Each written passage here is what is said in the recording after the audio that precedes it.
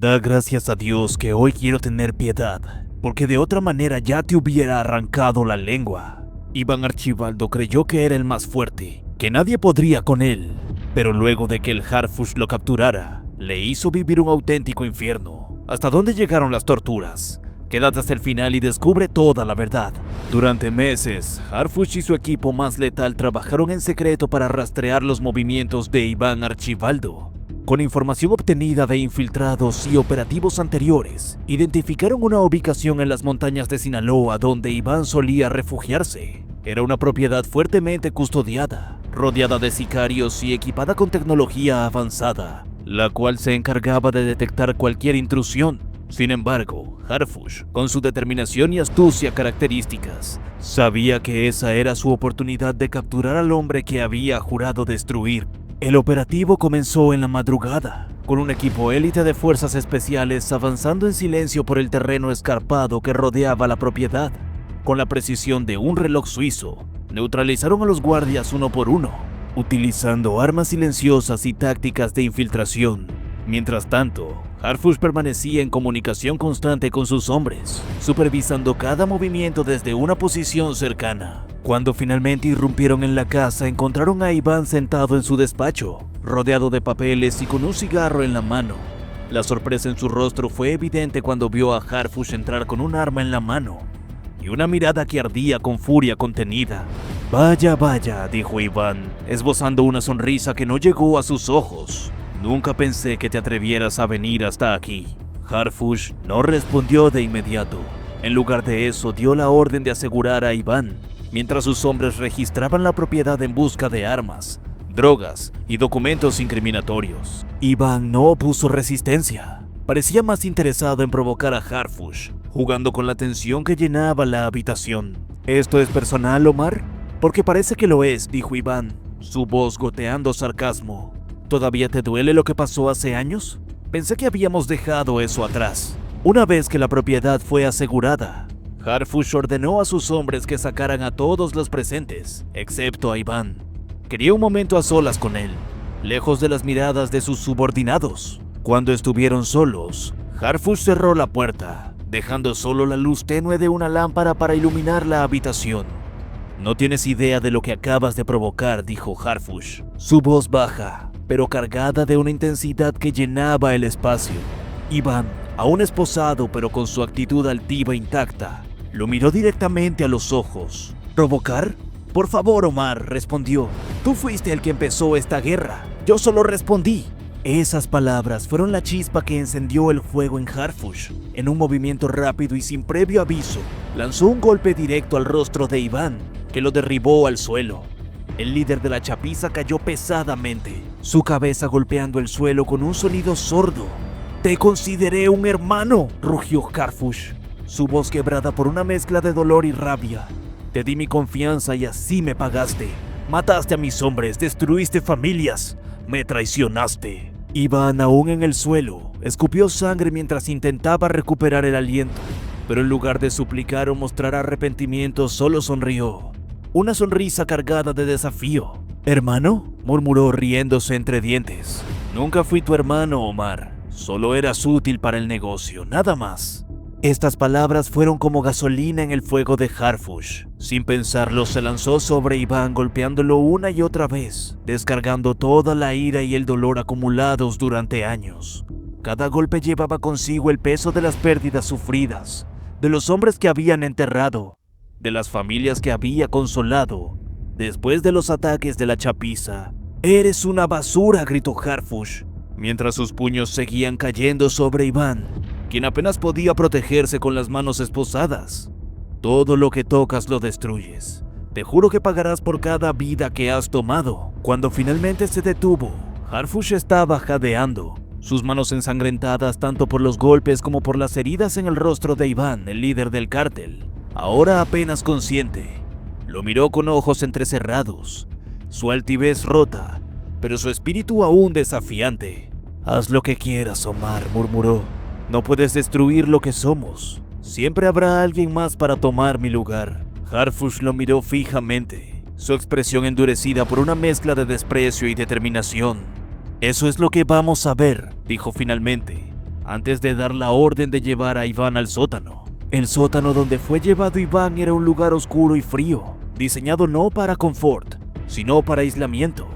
Lo amarraron a una silla en el centro de la habitación, sus manos y pies inmovilizados. La única luz provenía de una bombilla parpadeante en el techo que proyectaba sombras inquietantes en las paredes. Harfush entró poco después, cerrando la puerta detrás de él, con un tono de voz más controlado, pero igual de frío. Comenzó a hablar. «Este es tu reino ahora, Iván», dijo señalando el sótano. «Aquí es donde pasarás los últimos días de tu vida. Solo tú y tu conciencia, si es que aún tienes una». Iván no respondió. Estaba demasiado debilitado por la paliza y demasiado orgulloso para suplicar. Sin embargo, Harfush no necesitaba palabras. Su objetivo no era escuchar a Iván, sino asegurarse de que entendiera la magnitud de su derrota. Antes de salir, Harfush se inclinó hacia él, sus ojos fijos en los de su prisionero. «Te lo advertí, Iván», susurró. «Te dije que no pararía hasta destruir todo lo que construiste. Ahora mírate, no eres más que un hombre atado a una silla en un sótano. Y créeme, esto es solo el principio». Desde el momento en que fue arrojado al sótano, Iván supo que su vida ya no estaba bajo su control. La habitación, pequeña y sin ventilación adecuada, estaba impregnada de un hedor que hacía casi imposible respirar. El suelo estaba cubierto de suciedad, y las únicas interrupciones al silencio eran los sonidos de ratas que corrían por las esquinas y el goteo constante de una tubería rota. Amarrado a una silla en el centro de una habitación, Iván apenas podía mover sus extremidades. Los efectos de la brutal paliza inicial todavía resonaban en su cuerpo. Su rostro estaba hinchado, con cortes que había comenzado a infectarse, y cada respiración era un recordatorio del dolor en sus costillas rotas. Pero lo que le atormentaba aún más era la incertidumbre. Sabía que Harfush no había terminado con él, y cada segundo que pasaba era un juego macabro de esperar lo inevitable. Cada día, a la misma hora, la puerta del sótano se abría con un chirrido metálico que anunciaba la llegada de Harfush o de uno de sus hombres de confianza. Sin decir una palabra, los golpes comenzaban. Al principio, Iván intentó resistir, manteniendo su mirada desafiante y evitando emitir cualquier sonido que pudiera ser interpretado como debilidad. Pero con cada golpe, su fortaleza se desmoronaba un poco más. Las palizas eran metódicas, calculadas para infligir el máximo dolor sin causar heridas mortales. Los hombres de Harfush utilizaban todo tipo de objetos, bastones, puños americanos e incluso cuerdas para asfixiarlo brevemente antes de dejarlo recuperar el aliento, solo para permitir el proceso. A menudo los golpes continuaban hasta que Iván se desmayaba, su cuerpo incapaz de soportar más. Cuando volvía en sí, siempre estaba en la misma posición, atado a la silla, cubierto de sudor, sangre y suciedad, con el eco de las risas de sus captores resonando en su mente. El hambre y la sed se convirtieron en sus peores enemigos. Durante los días que estuvo en el sótano, no le ofrecieron más que pequeñas cantidades de agua, suficientes para mantenerlo vivo, pero insuficientes para aliviar su tortura. En lugar de comida, a veces le lanzaban migajas o trozos de pan duro, riéndose mientras intentaba masticar con los dientes dañados. En una ocasión, le dieron un vaso lleno de vinagre, obligándolo a beberlo mientras se ahogaba con el sabor ácido que quemaba su garganta. Al cuarto día, la puerta del sótano se abrió de nuevo, pero esta vez no fue un subordinado quien entró.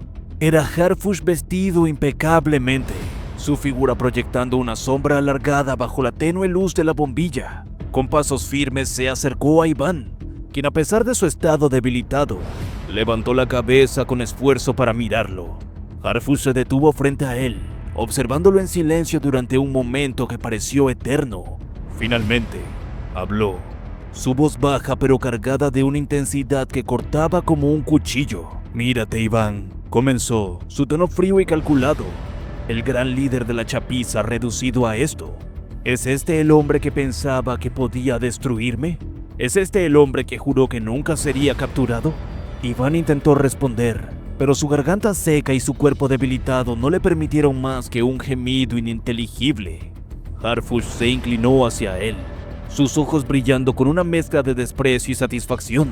«No soy como tú», continuó Harfush, su voz temblando ligeramente con la fuerza de sus emociones contenidas. No mato por placer, no destruyo vidas inocentes para enriquecerme. Pero tú no eres más que una plaga que ha traído muerte y miseria a este país. Y aquí estás, frente a mí, pagando por cada uno de tus crímenes. Harfush se incorporó y comenzó a caminar alrededor de Iván, su presencia llenando el pequeño sótano. Cada paso resonaba como un tambor, marcando el ritmo de su discurso. Finalmente se detuvo detrás de él y colocó una mano firme sobre su hombro. Te dejé vivir por una razón, dijo, su tono ahora más bajo pero no menos amenazante. Quiero que recuerdes esto, Iván. Quiero que recuerdes cada golpe, cada momento de hambre, cada segundo de miedo. Porque si alguna vez vuelves a atacarme, si alguna vez vuelves a tocar a mis hombres, o a cualquier persona inocente, te prometo que la próxima vez que estés aquí no saldrás con vida. Harfush se inclinó una vez más, sus labios casi tocando el oído de Iván. No soy como tú, susurró. Yo sí te dejaré vivir, pero tu vida ahora es una advertencia, un recordatorio de que nadie está por encima de la ley, ni siquiera tú. Cuando Harfush salió del sótano, dejando a Iván solo una vez más, algo dentro del líder de la chapiza se había quebrado. Aunque su cuerpo estaba destrozado y su mente tambaleante, no era el dolor físico lo que más le afectaba, era la humillación, el reconocimiento de que había sido derrotado por un hombre que alguna vez había considerado un igual, incluso un hermano. Ahora estaba reducido a un prisionero, un símbolo de la victoria de Harfush en su guerra personal contra el narcotráfico. Mientras el tiempo pasaba, Iván comenzó a reflexionar sobre las palabras de Harfush. Aunque no lo admitiría, había una parte de él que reconocía la verdad en ellas, pero también había odio. Un odio que ardía en su interior como un fuego que no podía ser extinguido. La camioneta que transportaba a Iván se detuvo abruptamente en medio de un terreno oscuro y desolado. Era una noche sin luna, y el aire estaba cargado de un silencio inquietante, roto solo por el sonido del motor que se apagó y los pasos pesados de los hombres que salieron del vehículo. Iván, aún debilitado por los días de tortura, apenas podía mantenerse consciente mientras lo sacaban de la camioneta y lo arrastraban hasta el centro del terreno. Sus piernas, flácidas y temblorosas, no respondían. Su cuerpo magullado era un mapa de los golpes y el sufrimiento que había soportado. Uno de los hombres de Harfush se inclinó hacia él, dejando caer una linterna que iluminó brevemente su rostro hinchado y ensangrentado. Sin decir una palabra, cortaron las cuerdas que ataban sus muñecas y tobillos, dejándolo caer al suelo como un saco vacío. La tierra fría y húmeda se mezcló con las heridas abiertas de su cuerpo, causando un dolor que se sumaba al ya insoportable tormento físico. Antes de retirarse, uno de los hombres murmuró algo que resonó como un eco en la mente de Iván. Recuerda lo que te dijo Harfush. Esta es tu única advertencia. Luego, la camioneta arrancó y desapareció en la distancia, dejando a Iván solo en la oscuridad.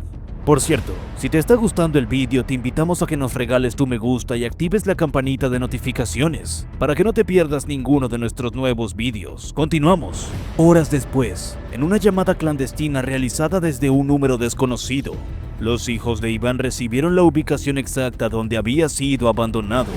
Aunque la voz en el teléfono no proporcionó detalles, la implicación era clara. Su padre estaba vivo, pero en condiciones críticas. La noticia se extendió rápidamente entre los círculos cercanos a la chapiza, y un pequeño convoy fue enviado para recuperar a su líder. Cuando llegaron al sitio baldío, lo encontraron acostado boca arriba, con los ojos abiertos pero vacíos, como si su mente estuviera atrapada en un bucle de las imágenes y sensaciones que había experimentado durante su cautiverio. Su cuerpo era una sombra de lo que solía ser. El hombre que alguna vez había comandado respeto y temor, ahora yacía indefenso, rodeado por la fría indiferencia de la noche. «Papá, estamos aquí», dijo uno de sus hijos mientras se arrodillaba junto a él, su voz quebrada por una mezcla de alivio y terror. «Te llevaremos a casa, estarás bien». Iván no respondió de inmediato. Sus labios secos y agrietados apenas podían moverse, y su voz, cuando finalmente emergió, era apenas un susurro. «No aquí, vámonos ahora», logró decir antes de cerrar los ojos nuevamente. El viaje de regreso al refugio de la familia Guzmán fue silencioso, salvo por los sonidos ocasionales de Iván luchando por respirar. Una vez allí, fue llevado a una habitación privada, donde un médico le atendió de inmediato. Las heridas externas eran numerosas, pero lo que preocupaba a los presentes era el estado mental de Iván. Aunque sus ojos estaban abiertos, parecía distante, como si una parte de él aún estuviera atrapada en ese sótano oscuro donde había enfrentado no solo la ira de Harfush, sino también sus propios límites. Cuando finalmente estuvo lo suficientemente estable como para hablar, reunió a sus hijos y a unos pocos hombres de confianza en la habitación. La luz tenue del cuarto apenas iluminaba los rostros preocupados de quienes lo rodeaban, mientras Iván, apoyado en varias almohadas, comenzaba a relatar lo que le había ocurrido. Me atraparon por sorpresa, comenzó, su voz ronca y entrecortada. Sabían dónde estaba. Harfush, él vino personalmente por mí. Hizo una pausa, cerrando los ojos como si revivir esos momentos le causara un dolor insoportable. Sus hijos, sentados junto a él, intercambiaron miradas de impotencia. Incapaces de imaginar el sufrimiento por el que había pasado. Me llevaron a un lugar, un sótano, continuó. Era como estar enterrado en vida. No había luz, solo frío y oscuridad.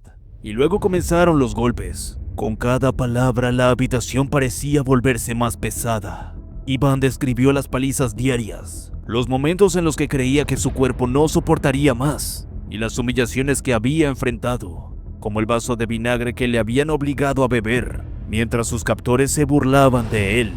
Su voz se quebró al recordar cómo había luchado por mantenerse fuerte, pero el dolor físico y psicológico era más de lo que cualquier hombre podía soportar. Harfush estaba allí, dijo finalmente, su tono cambiando a uno de ira contenida. Él mismo me golpeó, me miró a los ojos y me dijo que yo era una basura, que me había considerado un hermano, y luego me dejó allí solo, como si mi vida no tuviera valor. Las palabras de Iván cayeron como piedras sobre los presentes. Para sus hijos, escuchar cómo su padre, el hombre al que habían visto como invencible, había sido reducido a un estado tan vulnerable era casi insoportable. Uno de ellos, incapaz de contener su frustración, se levantó y golpeó la pared con el puño. «Esto no puede quedar así», exclamó, mientras sus ojos se llenaban de lágrimas. «No podemos dejar que Harfush se salga con la suya». Pero Iván, con una calma inquietante, levantó una mano para detenerlo. «No ahora», dijo. «Harfush sabe lo que hizo y sabe que yo no lo olvidaré, pero este no es el momento de actuar. Hay que pensar, hay que planear». A pesar de su estado debilitado, era evidente que el odio de Iván hacia Harfush no había disminuido. Al contrario, había crecido. Para Iván, este episodio no era solo una derrota personal, sino un recordatorio de que su guerra contra el Estado y contra Harfush en particular estaba lejos de terminar. «Me dejó vivir», dijo mirando a sus hijos, pero no lo hizo por compasión. Lo hizo para demostrar que tiene el control. Pero lo que no entiende es que no me ha vencido. Esto no ha terminado. No mientras yo siga respirando. Aunque Iván estaba físicamente destrozado, su mente ya estaba trabajando en lo que vendría después. Sabía que Harfush habría cruzado una línea, y que esa línea lo obligaba a responder de una manera que no solo restaurara su posición como líder de la chapiza, sino que también enviara un mensaje al Estado y a todos sus enemigos. Mientras sus hijos escuchaban, Iván comenzó a trazar los primeros esbozos de lo que sería su contraataque. No sería inmediato, porque sabía que necesitaba tiempo para recuperarse y reagrupar a sus hombres. Pero una cosa era segura: la guerra entre Iván Archibaldo y Omar García Harfush estaba lejos de haber terminado. Y aunque Harfush había dejado claro que Iván estaba advertido, el líder de la chapiza estaba decidido a demostrar que nadie, ni siquiera el hombre que lo había humillado, podía detenerlo para siempre. Y así llegamos al final de este vídeo.